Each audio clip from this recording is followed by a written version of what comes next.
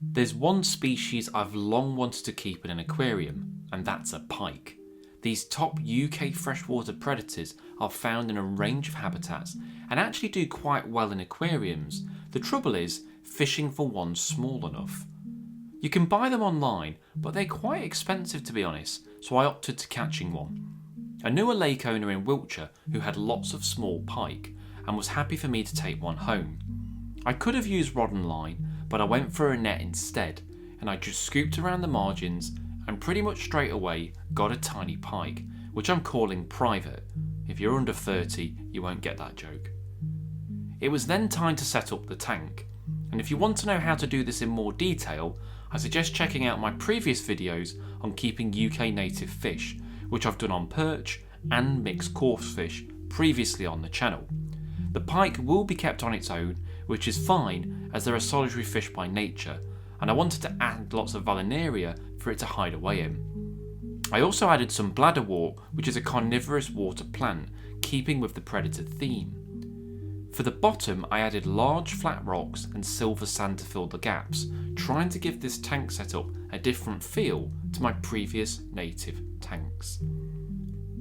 I then filled it with water and waited a few weeks for the tank to settle and cycle over before adding the pike. This would be around June time, which is a good time to collect small pike as they would have been spawned in the winter and be finger sized by now.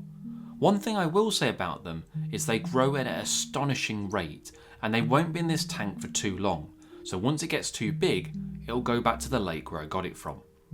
What is really interesting is how tolerant of temperature it is. Pike can live in quite warm water, providing there's adequate oxygen, so I have a filter and an air stone to help with this.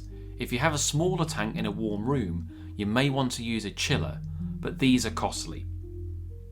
In terms of what I feed it, to start with it was pond inverts and worms. Pike of this size will refuse dead food. It's not until they get a bit bigger that you can start to give them dead prey.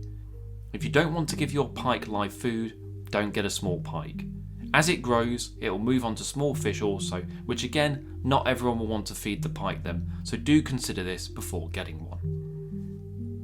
I've absolutely loved keeping the pike. It's gotten used to me quite quickly and is always watching what I'm doing in the office and waiting for its next meal. It is endlessly hungry.